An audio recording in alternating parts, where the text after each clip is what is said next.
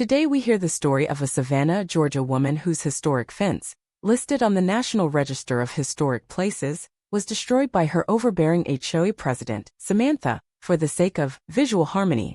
What began as a petty quibbles escalates into a federal crime, exposing Samantha's abuses and rallying neighbors against her. I've always loved my home in Savannah, Georgia. It's an old house on the edge of the historic district, framed by sprawling oaks draped in Spanish moss. But what I cherished most was the fence, black, wrought iron, with curls that whispered of the city's past. It had stood since the 1840s, surviving wars, hurricanes, and time itself. When I bought the house 5 years ago, I learned it was listed on the National Register of Historic Places.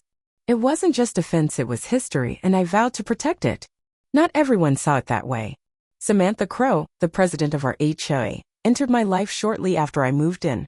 She was a middle-aged woman with sharp features and a stare that could drill through concrete. Her mission, as she often proclaimed, was to maintain the visual harmony of our neighborhood. At first, her complaints were trivial.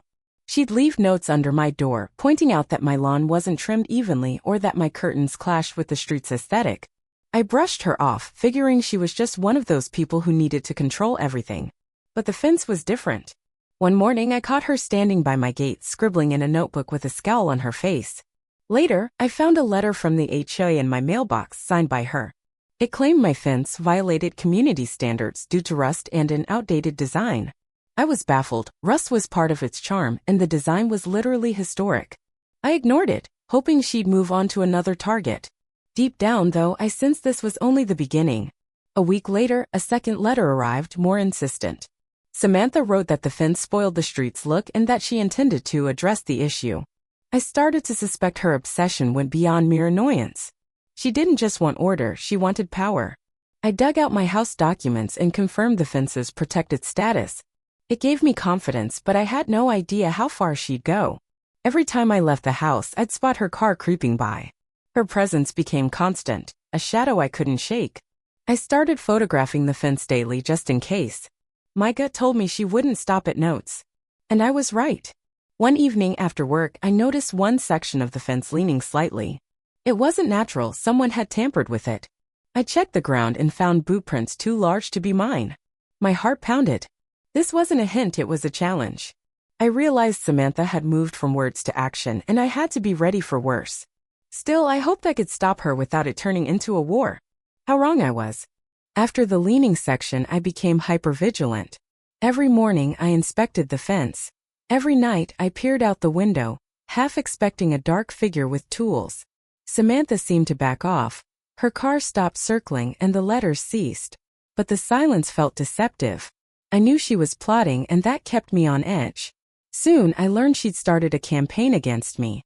One day, while taking out the trash, I waved at Mrs. Henderson, the elderly woman across the street, only to see her quickly look away. Later, another neighbor mentioned that Samantha had called an HOA meeting, branding my fence an eyesore, and showing photos taken from unflattering angles to highlight the rust. Her words were working. Some neighbors began eyeing my house with disapproval, though no one had complained before. I decided to push back.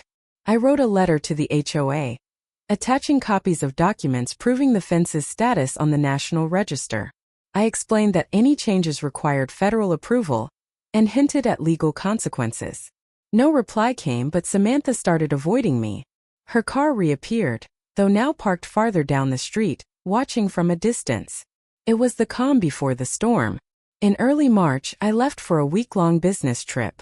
Before going, I asked my friend Tom, who lived a block away, to keep an eye on the house. I gave him my keys and told him to call if anything seemed off. He agreed, chuckling at my paranoia. I left with a heavy heart, hoping my absence would cool Samantha's zeal. The first few days were quiet. Tom texted me nightly saying all was well. But on the fourth day he called. His voice shook. He'd driven by that morning and seen workers with tools at my fence, dismantling it section by section. Samantha stood nearby, directing them. Tom tried to intervene, but she claimed it was an official HOA decision, and threatened to call the police if he didn't leave. By the time he reached me, half the fence was gone. My blood ran cold. This wasn't just a violation, it was a crime. I told Tom to photograph everything and booked the next flight home. Waiting at the airport, I got his pictures. Black iron bars piled up, Samantha smirking like she'd won a war. She had no idea what she'd unleashed. But she'd find out soon enough. The plane landed in Savannah late at night. I took a cab straight from the airport, leaving my luggage to be delivered later. Staring out the window, I braced myself for what I'd see. That fence was part of me, a piece of history I'd sworn to guard. The thought of it gone tore at my chest. But beneath the pain, rage burned hotter. Samantha had crossed every line, and I wouldn't let it stand. As the cab turned onto my street, I saw emptiness where the fence once stood. Streetlights illuminated bare ground with only a few iron scraps scattered in the grass. The house looked naked, vulnerable, like its skin had been ripped away. I stepped out, not waiting for change, and walked closer. One section near the gate remained. Apparently, the workers hadn't finished. I ran my hand over the cold metal, tears stinging my eyes. The neighborhood was silent. No sound, no movement. But I knew Samantha was out there, savoring her triumph. I pulled out my phone and snapped dozens of photos. The empty lot, the debris, the loan section. Each image was evidence, a brick in the case I'd built. I didn't sleep that night. I sat at my table researching laws tied to the National Register and plotting my next move. By morning, I went to Tom's. He greeted me with a guilty look, though I assured him he'd done all he could. He showed me more photos and said the workers had left in a truck from a local construction company. That was my first lead. I thanked him and headed to the police station. There I filed a report, attaching the fence's documentation and the destruction photos. The officer, an older man with tired eyes, listened closely. When I mentioned the National Register, he frowned and said this might go beyond local jurisdiction. I didn't stop there. Back home, I contacted the National Trust for Historic Preservation. My voice trembled as I explained what happened. The woman on the line promised to escalate it to their lawyers in federal contacts. I felt justice stirring, but it was slow, too slow for my anger. That evening, I noticed neighbors whispering. Some wandered over, staring at the void and shaking their heads. I saw curiosity in their eyes, but also unease. Samantha might have thought her actions would go unnoticed, but she'd awakened something bigger. And it was gaining momentum. The next few days felt like a chess game, with me making calculated moves while Samantha unknowingly cornered herself. The police questioned the workers, who admitted they'd acted on Samantha's orders, assured by her that the HOA had approved it. But when asked about permits for a historic site, they faltered. They had nothing, just her word. I discovered she'd used HOA funds to pay them. That was the first crack in her armor. Neighbors, previously silent, started asking questions. At an HOA meeting I skipped, someone demanded financial records. Samantha reportedly brushed it off, claiming everything was fine. But her confidence was crumbling.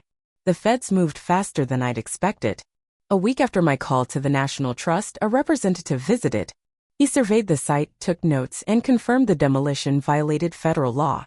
He said Samantha faced fines and possibly jail time. I felt no joy, just cold satisfaction. Meanwhile, I dug deeper. With Tom's help, I accessed old HOA minutes and found Samantha had abused her power for years. She'd spent community money on personal projects, fined people without cause, and even tried to buy a neighbor's lot for a community garden. Her visual harmony was a mask for greed and control. Neighbors, learning this, began to unite. Mrs. Henderson, who'd once avoided me, brought me a pie and apologized for believing Samantha. Others shared stories of her threats and manipulations. Someone recalled her forcing the removal of an old bench because it ruined the view. It painted a picture of tyranny no one had noticed until it hit me. By week's end, the police summoned Samantha for questioning. Tom saw her car at the station and said she emerged pale, lips tight. Her power was slipping, and she knew it. But I suspected she'd fight back. And I was right, her next move was desperate and foolish. Samantha struck back.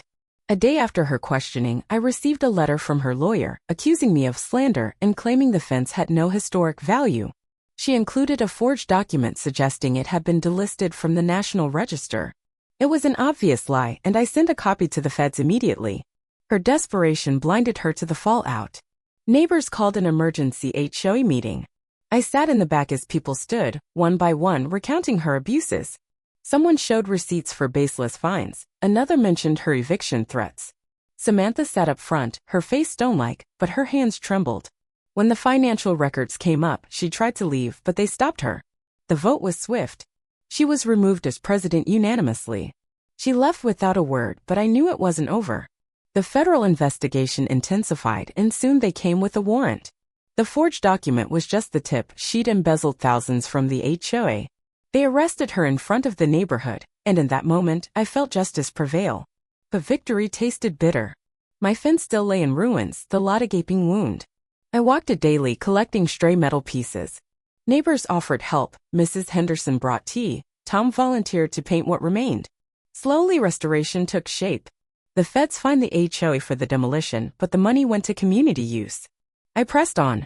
With the trust's help, I found craftsmen to rebuild the fence from old blueprints. It was costly, but neighbors chipped in, pooling their savings with Samantha's mandated restitution. Her world collapsed as ours rose.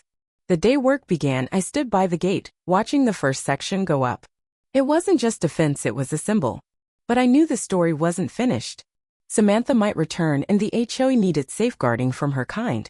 Restoring the fence took 3 months. Each week, I watched it grow section by section, restoring the house's former glory. The craftsmen worked meticulously, recreating every curl and line. Neighbors stopped by, bringing food and encouragement. It was more than repair, it was healing. Samantha vanished from the neighborhood. Released on bail after her arrest, she faced trial later. Her house went up for sale and no one knew where she'd gone. Some said she was starting over far away, but her shadow lingered. We couldn't let it happen again. At the next HOA meeting, I proposed new rules. We capped the president's authority, mandated financial transparency, and formed a review committee. They voted me onto it, and I accepted, knowing it was my duty. We refused to live under anyone's thumb again. When the fence was complete, I hosted a small celebration. Neighbors gathered, admiring the black iron marvel back in place. The evening was warm, the air thick with magnolia scent, and for the first time in ages I felt peace. But I knew the fight had marked me. I was stronger, yet warier. The feds closed the case, sentencing Samantha to a fine and probation. Her name became a cautionary tale for anyone who thought power justified destruction. My fence turned into a Savannah legend, not just for its history, but as proof a community could topple tyranny. Now, looking at it from my window, I see more than metal. I see a story, mine, ours. And I know I'll defend it to the end.